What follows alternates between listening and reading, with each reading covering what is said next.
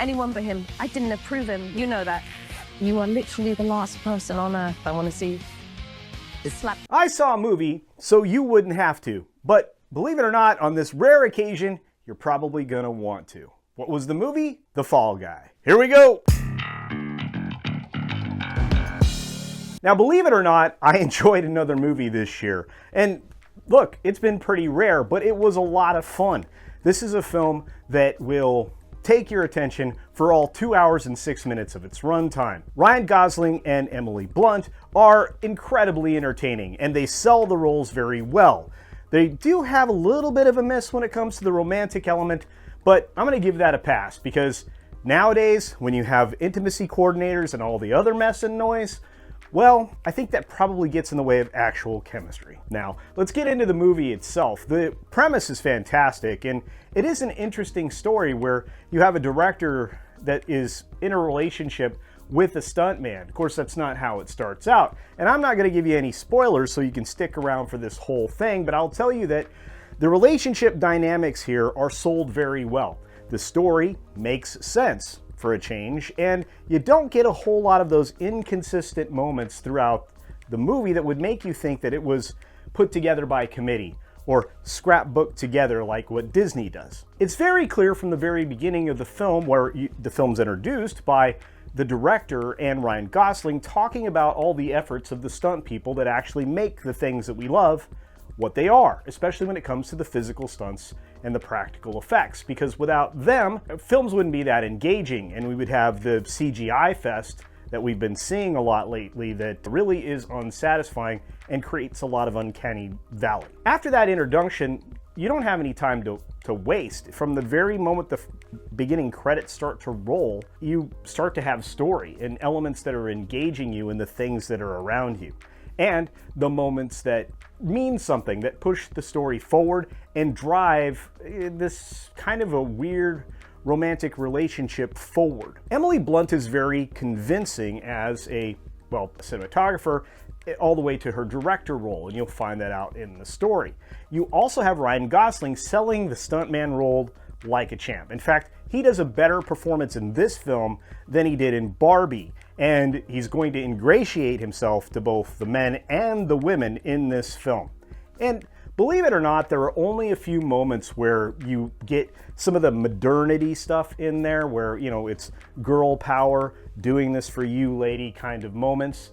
And at other times, well, they sell the romantic relationship through the more traditional means.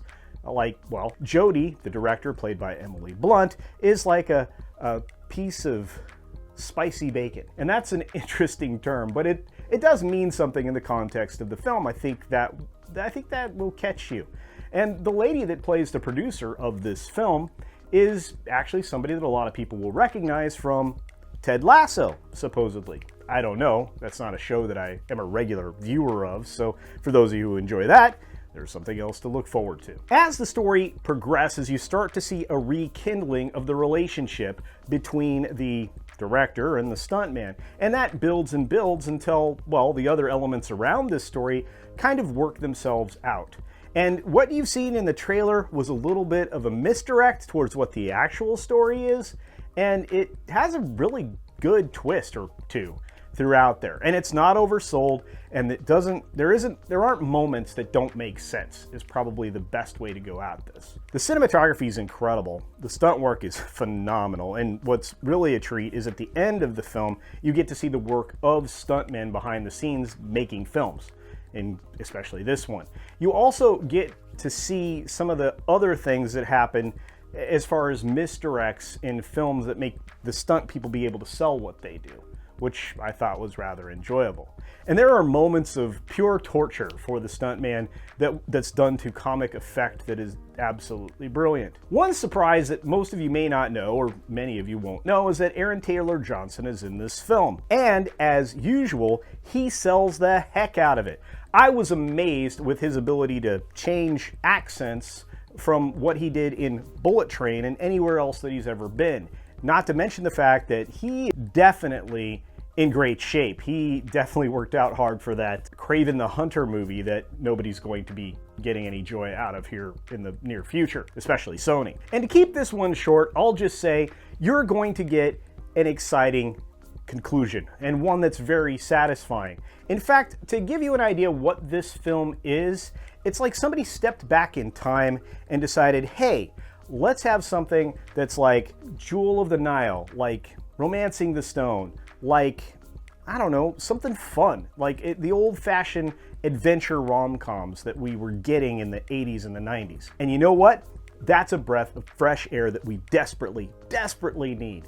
So let's get around to the ratings so I don't waste any of your time. I enjoyed this film, so I'm going to give it between an 8 and an 8.5. Why am I not pinning it down? Well, because I just got back from the theater, and I think it would be unfair to come to a final rating. If I did, though, I would lean towards the higher side of 8.5. So if you want to hold me to that, go ahead.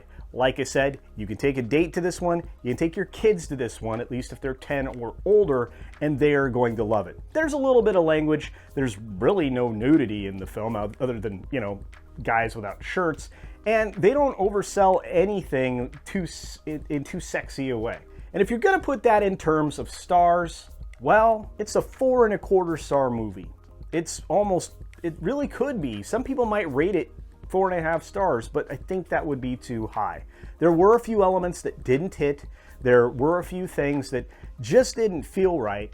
And if there was a little more chemistry between Gosling and Blunt, I think people would be even more satisfied. But overall, this is going to be a good time, and it wouldn't surprise me if people went back and saw it another time in the theaters. It also wouldn't surprise me if this was a must-own for your personal media collection. As usual, I saw a movie, so you didn't have to, and frankly, there's no reason you shouldn't go and see this movie. On that note, just a quick reminder, I am on the way to 25K, so if this is your first time or your 1,000th checking out my channel, please do me the honor and help me out a lot by making sure you're subscribed. Turn the red button to gray.